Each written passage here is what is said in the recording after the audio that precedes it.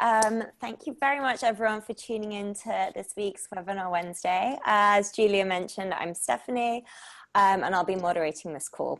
So just some of the housekeeping before I introduce our speaker, Bill. I have posted these in the chat box as a PDF, but I'll quickly go through them now just so everyone's clear. We'll have a 5-minute intro now. Bill will give a 35-minute presentation. We'll then have a 15-minute Q&A, and we will finish by 1:55 BST, so you can be ready for your next virtual appointment.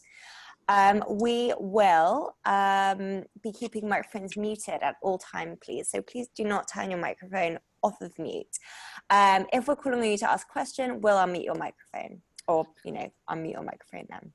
That being said, we would appreciate it if you could keep your videos on so Bill McGowan has some friendly faces to present to. There will be a Q&A portion at the end, but if you have any questions in the meantime while Bill's talking, please send them directly to me in the chat. So to do this, just go to your chat box, and where it says to, there should be a drop-down menu, and select Stephanie Fox and just send me your question. I'll then ask these at the end. If you prefer to ask the question yourself, just say, in brackets, I'll ask, or something like that. So just don't send any questions, to everyone or directly in the chat box, because it will just be overwhelming for Bill. You should hopefully have your Zoom viewing mode set to speaker view. If not, just click speaker view at the top right of your screen. Bill McGowan will be sharing some slides on his screen, so if you can't see his speaker window when his slides are on, just select show active speaker video. If you have any technical issues, please message Lizzie Gold directly in the chat, or you can email Lizzie at lizzie.gold@thenetworkone.com. We're going to be recording this webinar, so if you don't want to take notes and just tune in directly, there is no need. We'll be sending around the recording afterwards. If the system crashes, hopefully it won't, but you never know, we'll just wait 2 minutes and then just log back in via the same link that you already used to log in this afternoon. Thank you very much. Now to introduce our speaker, Bill McGowan. Bill is the founder and CEO of Clarity Media Group. He's a 2-time Emmy-winning journalist who has produced and reported for ABC News 2020, CBC News 48 Hours, Dow Jones Television, and MSNBC.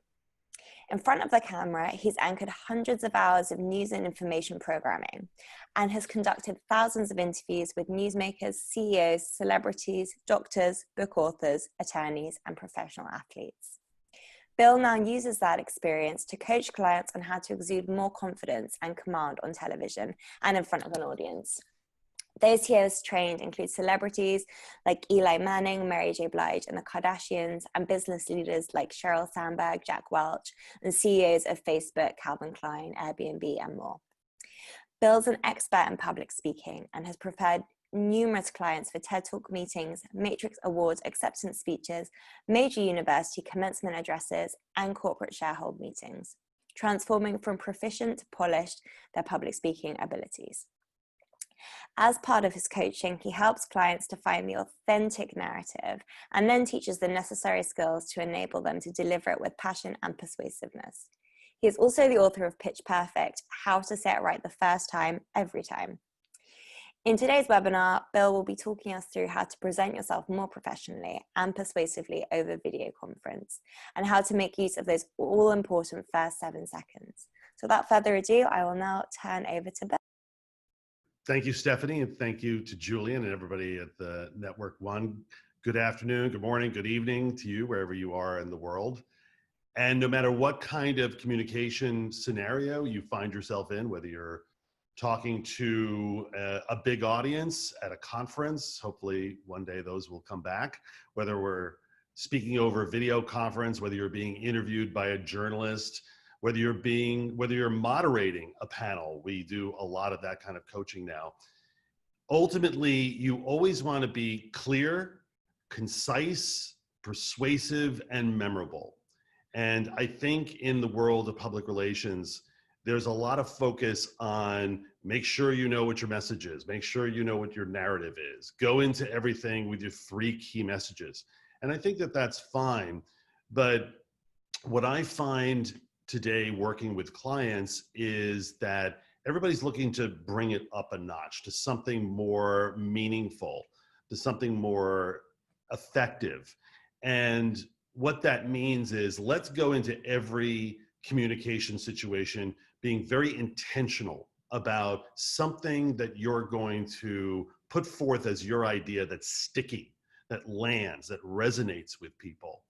And you know, the ultimate win is that you say something at an event or a conference or on a large Zoom call, and somebody 3 or 4 days later quotes you on that, gives you the credit for saying something interesting, framing something in a very clever, catchy, memorable, sticky way.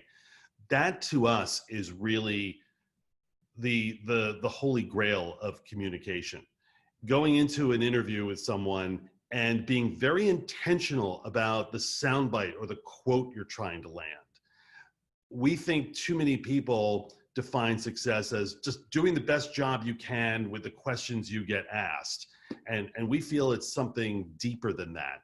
It's, can I control and persuade the thing that a journalist puts inside quotation marks? Can I control what it is that people in an audience tweet out that I say on a panel? These are some of the strategies that I'd like to share with you today. And we think they're going to be helpful in all the communication situations you find yourself in coming up.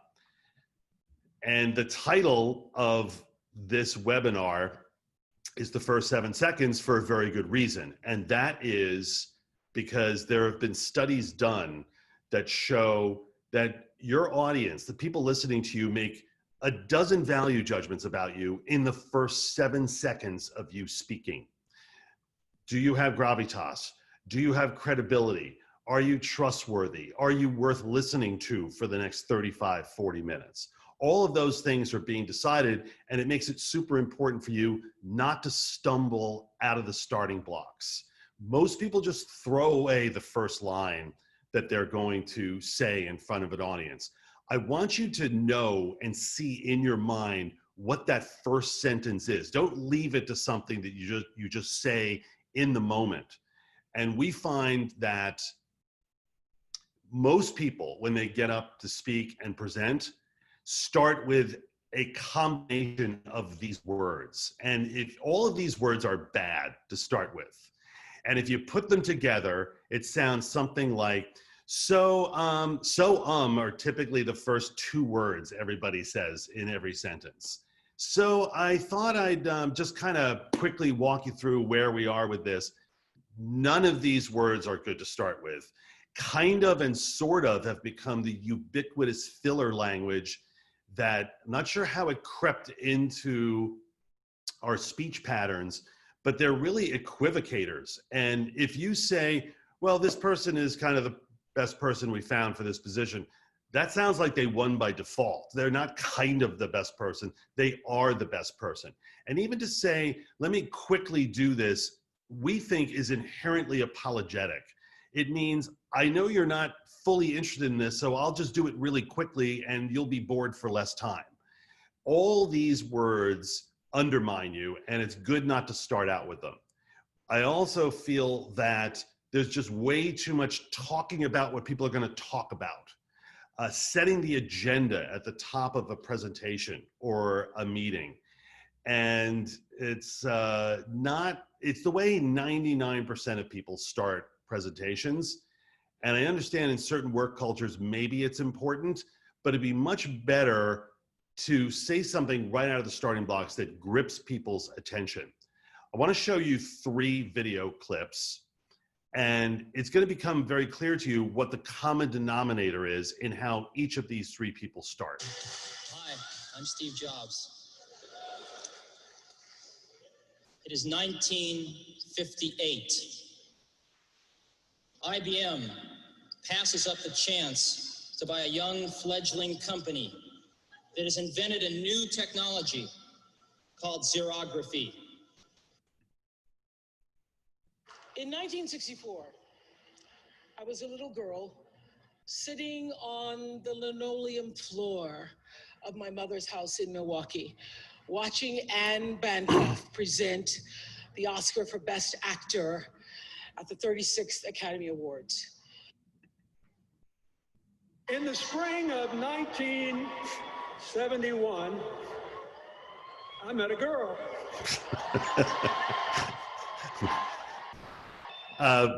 A questionable beginning for Bill Clinton, but we'll gloss over that issue. That's for an entirely other conversation. But regardless of what you think of those three people, it's undeniable that they're three of the best communicators of our generation, certainly in America.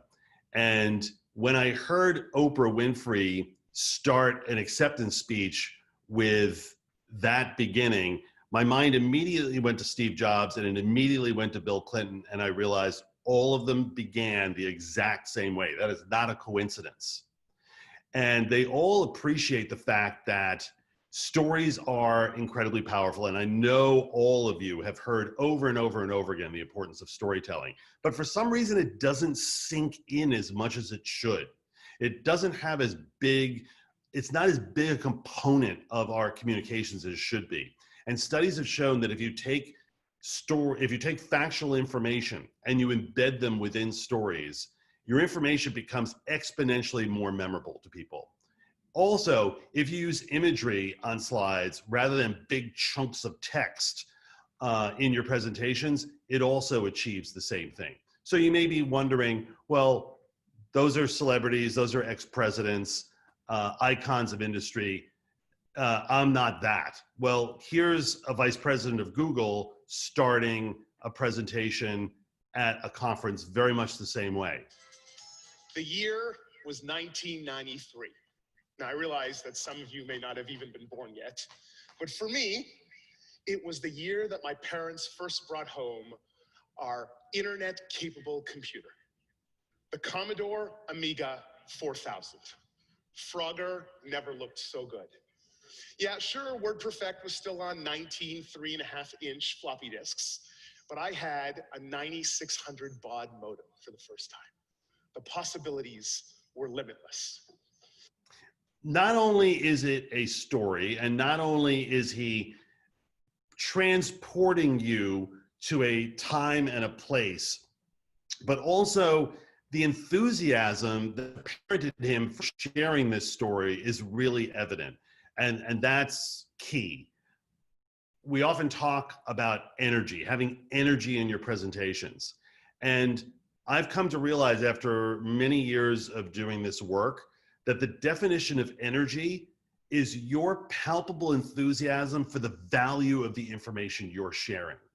Your definition of success should never be just technically getting through the presentation clean, without any hiccups, without any mistakes, without any stumbles. That isn't really what you should be striving for. What you should be striving for is demonstrating how interesting you find the information. And if you demonstrate it, other people will follow. Now, like many people all over the world, I'm probably watching way too much 24-hour news. And so I can't help it, but I've been sitting back and critiquing a lot of it. And our governor in New York has been holding daily press briefings. And he's really developed into quite the storyteller. He comes from a traditional Italian background, and he wanted to make the point the other day that how important immigrants are in the United States to all the jobs that need to be done. And a lot of those jobs are what we call frontline jobs now in the crisis. But he didn't just say that in a theoretical way. He illustrated it through a really compelling story. People talk about the Italians and they love the food. Yeah, they love the food. But the food was just a magnet to get the family to the table, right? It was just the device to get people to spend 2 hours at the table. And that's where you talked and you went through the week. And I used to do it at my grandfather's house. My father Mother, my kids, all the siblings would go to my grandfather's house. My grandfather's name was Andrea. I'm named for him, Andrew. And at the end of the meal, my grandfather would always say, he was at the head of the table, he would say, okay, that was my vacation. And then he would get up and they would do whatever they were doing. I never really understood what he meant. And later in life, I said to my father, who was his son, I said, what did Grandpa mean? That was my vacation. He said, well, your grandfather never had a day off. Your grandfather worked 7 days a week. He ran a little grocery store, delicatessen in Jamaica. And he worked 7 days a week. And he was saying that was his vacation. He never took a vacation. And everybody would take a vacation on TV and the TV commercials. That was his vacation. The 3 hours at the table for dinner with his family, that was his vacation. And then he would go back to run the store. You think of how our immigrants work in this country, and wherever the immigrants are from, what that whole immigrant philosophy and drive does for us. And I'll end where I started. You think of all the essential workers, well, we had to stay at home. I'm tired of staying at home. Yeah, think of all the people, all the essential workers who had to go out there every day and work in the middle of this, who frankly would have much rather stay home. Now, it's interesting, when I play that for a global audience, he says he'd get up from the table and go back to run his delicatessen in Jamaica. And I imagine people are thinking, Jamaica? He's traveling all the way. There's a neighborhood in New York called Jamaica, Queens. So it was, but that story just illustrates the point he wants to make about the essential nature of immigrants. And this gets back now to what I talked about when we first got on the call this morning. How do you say things that are memorable? What sticks with people? Well, analogies are an amazing device to get stickiness. I was coaching a group of hedge fund people in New York last fall, and they were doing a panel on Brexit. And it could be sometimes hard to come up with a sticky, clever line about Brexit, but the moderator said, well, right before she left office, Theresa May was the chess player who only had the king left. And she was just moving it around one space at a time till she got checkmated. And I don't remember anything else that was said on that panel, but I remember that. That has stuck with me. So analogies can be really powerful. Here was one the other day from coverage of the pandemic. How, if this is the guy, Dr. Bright, who was working on the vaccine, how much does that make him the man? Are there like 10 agencies working on a vaccine? Is this not that big a deal? Is the agency kind of secondary? Or is he a main player? I think this is like the Patriots being down 2 touchdowns in the fourth quarter in an elimination game and deciding to pull Tom Brady. Dr. Bright's a guy that's been working for this moment his entire career. He's the guy who turns out the influenza vaccines. He's a guy who's been studying infectious diseases and vaccines for his entire life, his entire career. I couldn't tell you whether he's the best in the government or the second or the third or the fourth. Doesn't matter. I don't understand why you'd pull him off the field right now.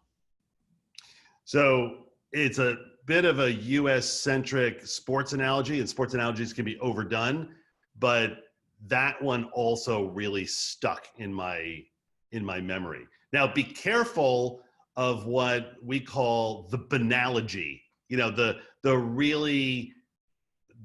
analogy that just doesn't land. It doesn't hit the mark. I saw one on LinkedIn the other day, and I thought to myself, you know what, you'd just be better off not putting this up at all. It's like telling a bad joke. You want to make sure your analogies land, that they're clever, that they're not trite, they're not banal. It's important that be the case.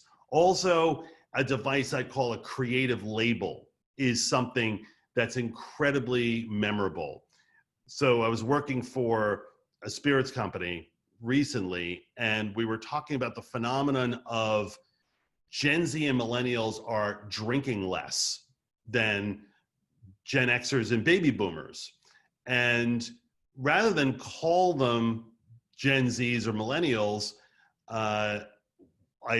my suggestion to them was, well, let's call them the quality over quantity generation.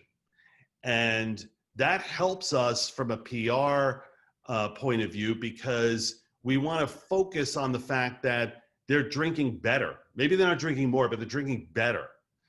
And that works for us because this is a company that specializes in premium and super premium brands. So this is the line that we had locked and loaded, and this is the line that we gave to the journalist. That's the quote she pulled.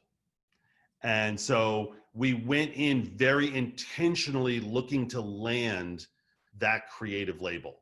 And this is a way now to persuade and influence journalists to take the quote we want, craft it inside an analogy, craft it in a creative label of some sort. And now we're doing this in a totally new setting, or certainly for a lot of us, to do it exclusively over video conference is the new reality. And it means you can't just be a good communicator. You have to be your own set decorator, your own lighting director, your own makeup and hair artist. You have to be your own wardrobe consultant. And you also have to be your own tech troubleshooter. You have to wear all those hats now in order for one of these video conferences to make you look polished and professional. And it starts with where are you sitting? What, are you in a space where nobody's going to be running in and out, or they're going to be visual distractions from you? Turn off all notifications on your laptop. Nobody should be pinging you. Your landline the ringer should be turned off. Dishwashers, appliances, all that stuff cannot be running. Try not to put yourself up against a white wall and where it looks like a hostage video. Try to get something where you've got depth behind you, that with nothing that draws too much attention.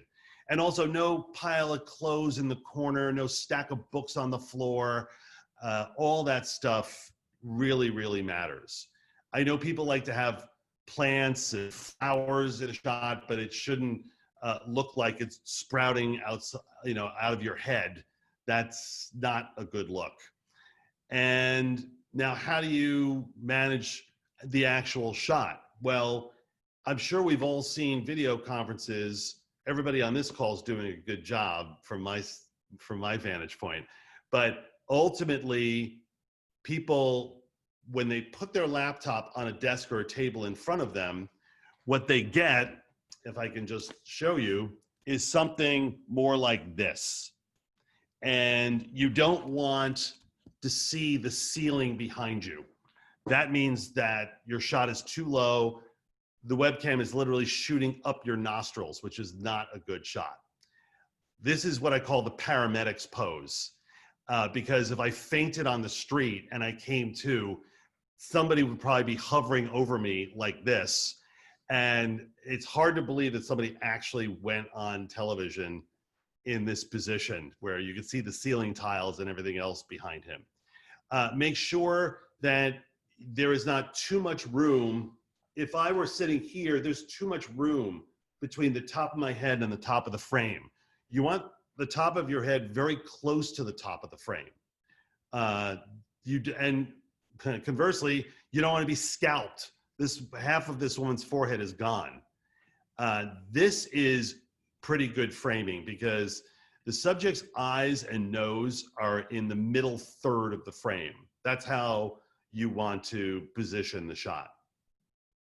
Also, make sure that you have either a window in front of you where natural light is now shining on your face, or if you don't have that available, put a lamp on either side of the laptop.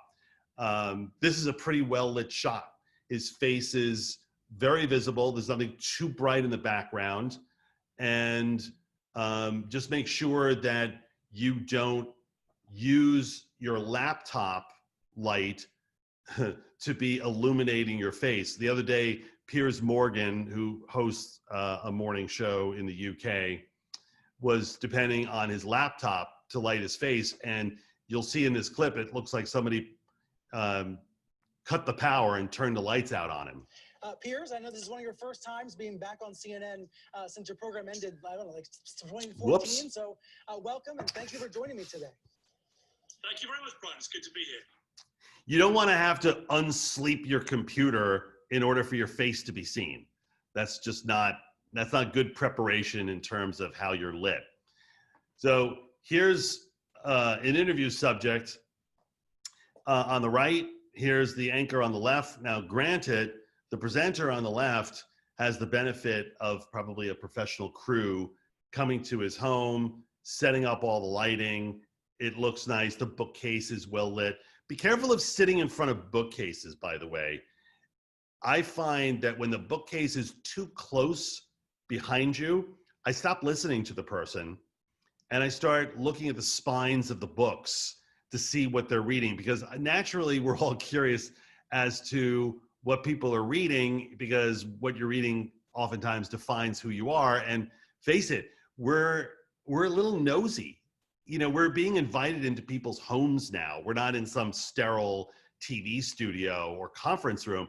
We're invited into people's homes. So it's only natural that I'd want to check out what you're reading or look at that knickknack that clearly you brought back from some foreign country and now I understand where you travel to, or how you decorate your home or your apartment. Or so make sure there's nothing distracting in the background. The person on the right looks like he was shut in a room by himself and that there's a light bulb hanging from a cord from the ceiling. That's just not a really professional looking shot on the right. He looks also pretty sad, which is not the look you want to perfect. Also, make sure that that window is in front of you and not behind you. If it's behind you, the webcam is going to iris down to adjust for this really bright light coming at it, and the result will be that your face will be very, very dark. So another thing to watch out for. And in terms of just sheer execution, make sure that you don't look annoyed, even when you're listening to other people. Here is Rupert Murdoch. I'm going to use him as an example here. And this is what I call the best friend face. This is Rupert's attempt at looking like the guy you want to go out and have a drink with. Same guy, although this is his bitchy resting face. This is an incredible contrast if you look at them side by side. Same guy, but the one on the left is somebody probably you want to talk to, looks like your friendly grandfather. The one on the right looks very foreboding and intimidating. So make sure that your facial expression always looks welcoming, always looks interested, always looks enthusiastic. These things are really important. Make sure that you're not too far from your microphone. Realize, if you can see my thumbnail, if I use my hands wind up being exponentially bigger closer to the webcam. So be careful of these really flamboyant, dramatic gestures too close to the webcam. And also, I was training somebody yesterday and he had notes on what he wanted to say on the desk next to him. But what it meant was he would talk to me and then he would look down and then he would look back and then he would look down, then he would look back. And I told him, just write a few key things that you want to say, put them on Post-it notes, and then put the Post-its right close to the webcam on the top of your screen so that your eye doesn't have to veer off very far to reference notes if that's what you need.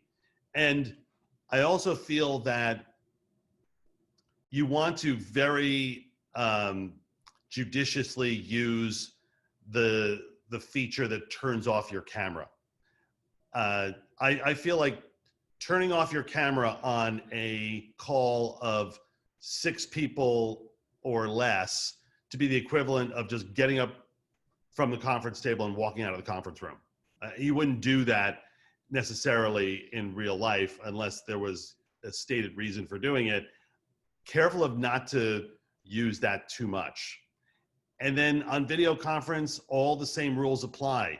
You want to adhere to what some of the great brains in history adhered to, and that's keeping things simple. If you're worried that you may be engaging in too much jargon, too much marketing speak, a good test is if you write a word on your computer and there's a red line underneath that word, that means it's not a word. It means that you can't find it in the dictionary. It shouldn't be coming out of your mouth. It probably means it's a made up word. I'm not joking about this word. I've heard it 2 or 3 times recently in sessions, and I did in fact go to the dictionary. It's not there. So the dictionary is a nice big thick book. It has a lot of good words in it. We shouldn't be making up words. The other day in a session, somebody was talking off to the side, and I looked over and the person said, "Oh, we were just sidebarring here." Sidebarring is not a verb. So careful of turning nouns into verbs. We diligenced that deal. Diligence is not a verb. So, just careful of manipulating the language too much. And jargon's first cousin are cliches. And I guarantee you, all of us use some form of these expressions that are just so threadbare, so overdone. Everybody's doubling down on their, on their value proposition, or, everybody's on a journey today. That has been so overused. So I feel as though language is almost like fashion in clothes. When you start seeing everybody wear something, it's time to move on to something new, so you don't sound like everybody else. And in terms of your slides, think of the SAVE principle. And that means they should be sparse and they should be visually engaging. That's the rule of thumb. Think of SAVE when it comes to your slides. In fact, there's a great quote from Steve Jobs, probably in an effort to promote Keynote, which was the Apple software. But not only did Steve Jobs not necessarily think too fondly of PowerPoint, but if you're familiar with the culture at Amazon, Jeff Bezos has essentially banned PowerPoint at Amazon. He insists that people come into conference rooms with a story to tell. He wants people to actually not have their head buried in their deck. He wants people to talk. He wants people to communicate. And this is definitely important. I think there are a lot of cultures that rely on it, and that's, if it's necessary, that's one thing. But you should always be looking to strip down your decks as lean as possible. In fact, a lot of people, a lot of clients will tell me, well, oftentimes this is a send ahead or a leave behind tool. And so it has to have all the information in it. Okay, if that's the case, then create your normal, full, robust deck that has all the information that could possibly be in it. But that doesn't mean that has to be the one you project in a conference room, or when you are providing the talk track and the narrative that goes along with it. The one you're projecting can be sparse and just visually engaging, and it could be almost 2 versions. Very lean, very stripped down, and very full and robust for the people who are not actually going to hear you present it. So we have been asked a lot, well, how's your business doing in this crisis? And I'm very thankful and grateful that I could tell them, well, 3 years ago, we realized everything was going online. And so I undertook the the monumental task of creating about 500 one-minute video lessons that we now have as part of our Clarity Video Academy, in which it has courses for public speaking or moderating panels or job interviews or being interviewed by media for print, being interviewed for a podcast, being interviewed for television, which also includes remote down the line video conference scenarios. So although writing 500 one-minute scripts was a little on the challenging side, we're certainly glad to have it done and posted and online, simply because that's the way everybody is taking in their information these days. I'd be more than happy to respond if you don't have a question that immediately comes to mind, this afternoon, this evening, this morning. Happy to respond to emails, and of course, if you've got questions now, I'd absolutely love to field them. Great, thank you so much. That was really interesting, and we have had a few questions in already. So someone from the audience has asked, what is your perspective on using a headset? I think they can look a little cumbersome. I would say only if you absolutely cannot hear it coming out of your laptop speaker or your computer speaker. I've seen a lot of people use earbuds, and that's a little less conspicuous. So I would say if you absolutely need to, because you want to make sure that you hear other people properly, then use them. But my preference would be to not use them. Thank you. So someone else has asked, what do you think about false backgrounds like the Golden Gate Bridge or a tropical island, or a branded background with your logo on a green screen behind you? I'm not sure anything got so old so quick. The Northern Lights behind people, I saw it once and I thought, oh, okay, I'm not going to use that virtual background. Anyway, I did something the other day that I thought was really helpful to my own situations, and that was that I took a picture of my home behind me when it's all clean and straightened out and nice and neat.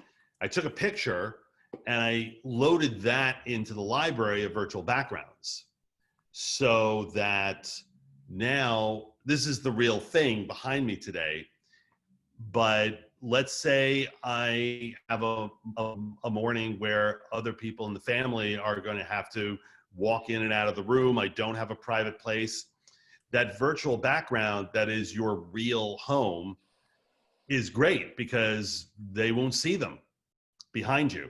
And I have found that virtual background really works. Anything that's too distracting or just looks odd and out of place, I don't think is good. So the Golden Gate Bridge, I wouldn't use. The Northern Lights, I wouldn't use. Some beach in the Caribbean or the Seychelles, I wouldn't use.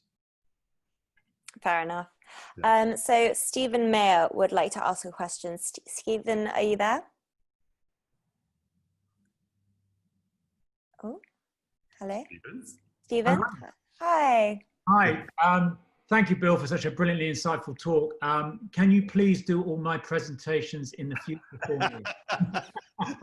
That's my question. No, but I've got a real question, which is, can you tell me your top 3 business presenters that you think epitomize everything you're talking about today? I presume Steve Jobs might be one of them, but if I could put you on the spot and you said to me the best 3 I've come across globally are these 3, could you say what they would be? Sure. Well, I think there's a reason why Steve Jobs was regarded as one of the best of his generation, and that's because if you read Walter Isaacson's book on Steve Jobs, there is a little factoid in there that he rehearsed all of his presentations 70 times. Now think about that. 70, not 17, 70. And so as a result, he just knew that thing backwards and forwards. And there's no substitution for preparation rehearsal. So I would put him in there. I'm going to keep politicians out of it. I would say that the former CEO of Pepsi was a great presenter, a great interviewer, and a third. I like Brian Chesky of Airbnb a lot. I think he's got very good energy. I've had the privilege of working with him over a number of years, and so it's probably subjective on my part, but I've really seen his progression in terms of projecting energy and enthusiasm for the content he's sharing. Brilliant. Thanks so much, Bill. And thanks again. Brilliant. My pleasure. Thank you. I'd also like to call on Graham Johnson, who has a question. If Graham's available. Hi, Bill. Yeah, fantastic talk. Really enjoyed it. Thanks. My question was about audience participation on virtual. What are your top tips there on kind of when to involve an audience, how to involve an audience? Normally, in a real face-to-face, in-person setting, I like the idea of allowing people to ask questions as you go.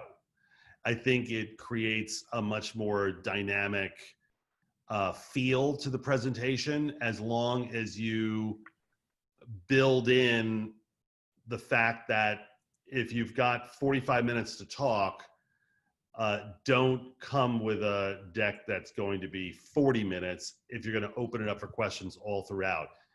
Better that it be a 30-minute deck, and realize that it's going to be harder to keep to schedule if you open it up throughout. But I think the results are much, much better than holding questions for the end. I don't think that's possible in video conference. I think the questions have to come at the end. Otherwise, it just gets too chaotic and too unwieldy to have everybody chiming in the middle of the presentation, simply because of all the delays and all the stepping on each other, and it's just not possible in this venue.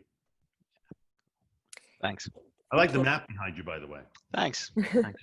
Good. Thanks. We also have a question from Ben Holder. Ben, are you there? Yeah, can you hear me? Yes, thank you. Hi there, thanks very much. Absolutely excellent stuff. I have one question. Very often you hear coaches say to really have something land, you have to repeat it 3 times. I personally find that infuriating and rather patronizing from some speakers when they say something. I agree with you more. Yeah, okay, that's what I wanted to hear from you. Yeah, okay. Yeah.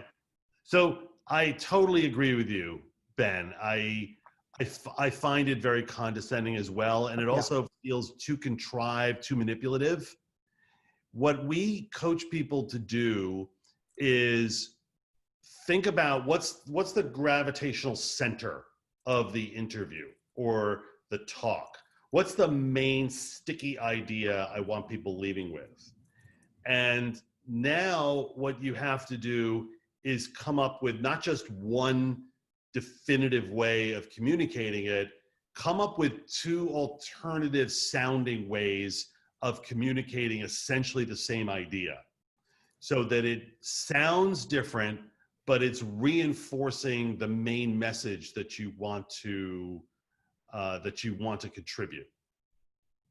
That to us is a much better thing than hammering home the same point over and over. You almost expect the audience to throw up their hands. I get it, enough, Thank you. Thanks. I've got a few more questions to ask. So someone from the audience has said, if you're using a presentation, isn't it better to have it portrait than landscape, keeping in mind the mobile users and the people with Windows on laptops? Yeah, I'm not sure. I'd be interested in seeing what the breakdown is between mobile and desktop in terms of what people are using for important video conference calls. My feeling is that it probably is more desktop and laptop than mobile. So I would probably err on the side of landscape. Cool. Thank you very much. Mm-hmm. And also, what is really critical when you're presenting together with another person in a video conference? Make sure that your handoffs to each other are very smooth, very casual, that each of you is very clear on when it's your part. Try to avoid the very stilted, overly formal toss. And now to talk about what our supply chain looks like, I'm going to have John come in here now and, try your colleagues. It'd be better to keep it casual. Say, John, why don't you take everybody through the supply chain situation? What we find with people performing in presentations is they get very stilted, overly formal in their language and style of delivery. Try to make sure that how you communicate passes what I call the dinner table conversation test. And that is, if you wouldn't say it to a friend across a dinner table that way, then don't say it in a presentation. You wouldn't meet a friend for dinner and say, so in a moment, I think we should order our food, but let me start off by asking you, just from a family structure perspective and from a parenting standpoint, how are your kids doing? You just wouldn't do that. So make sure that you don't fall into that rut in presenting. And those two words, by the way, are so overused: standpoint and perspective. Well, from a lighting perspective, Bill seems like there's enough lighting on his face, but from a background standpoint, I have seen people who use those two words about 10 times in one paragraph. And it's become this verbal crutch that people really have to be careful not to overuse. Agreed. Someone else in the audience has said, how do you overcome nerves for presenting? It's probably the number one issue for a lot of people. And our suggestion is that if you're in a real in-person situation, there's an audience in front of you, try to find one person in each quadrant of the room who is that good, encouraging listener, the person who nods and smiles and looks like they're engaged and totally in tune with what you're saying. I bet you can find one person like that in each corner of the room. And if nerves are an issue for you, just talk to those 4 people. Just move your gaze around the room, connect with those people. They will boost your confidence through your talk. If you focus on people who look zoned out and bored, it's going to kill your confidence.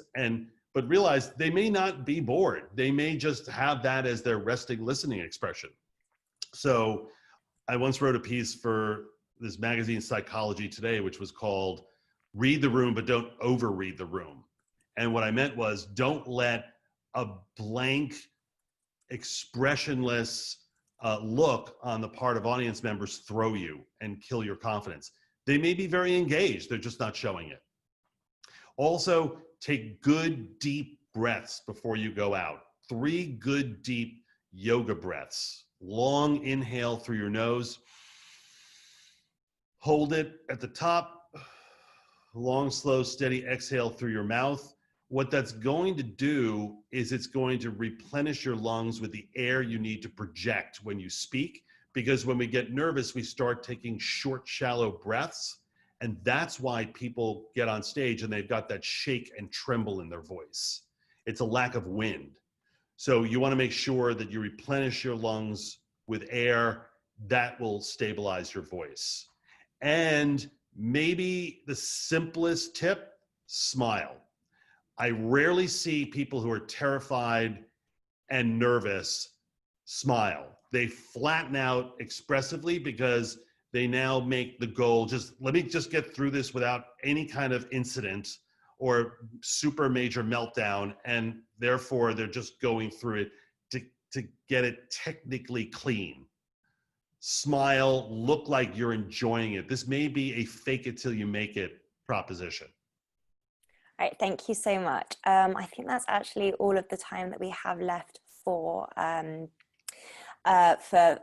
questions, but if anyone has any extra questions, we'll be sharing Bill's contact details and also his colleague Juliana's contact details as well. So let me just put those on the screen now. Great. There we go. So yeah, we'd like to give a really big thank you to Bill for that great webinar.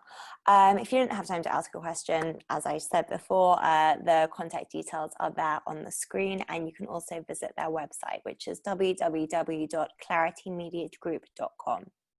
So in addition to Clarity's customized sessions, they actually offer online courses for media and presentation training, which you might have seen in the slides. So the Clarity Academy is a really great resource for anyone who's interested in online learning. They include a handful of 1-minute video lessons taught by Bill, and they cover topics such as how to create a strong PowerPoint deck, how to deal with nerves, how to handle audience Q&A, and proper body language. So how to find that is on the screen there. So that's www.claritymediagroup.com/courses, or you could email Bill's colleague Mariko at claritymediagroup.com. So thank you all for coming. We really hope you enjoyed it. I know that I did, and I learned a lot for these sessions as well. We'll be holding webinars at the same time every Wednesday. The next one will be held on the 20th of May on the topic of working with startups. So just to tell you a bit about that. As the global business landscape is changing, there are new opportunities with exciting startups with real money to spend. Naturally, many agencies are interested in working with startups. However, the very mindset and approach to business that startups are built on is different from what agencies are used to.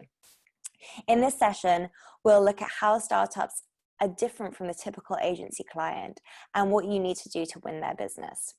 Even if startups are not yet on your agency's agenda, many of the skills and thinking we'll explore can be used to impress traditional clients as well.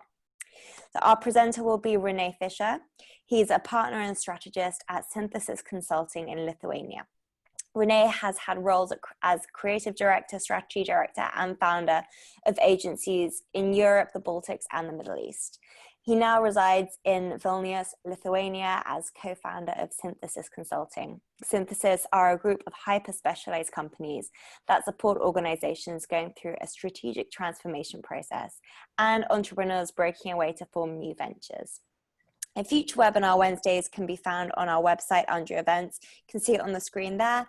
That's www.thenetwork1.com/webinars. Thank you guys again so much for joining. Thank you to Bill for that really brilliant Julian, presentation. always great to see you. We look forward to seeing you in person in the not too distant future. Definitely. So I'm going to log off now, but thank you all so much for joining. Bye.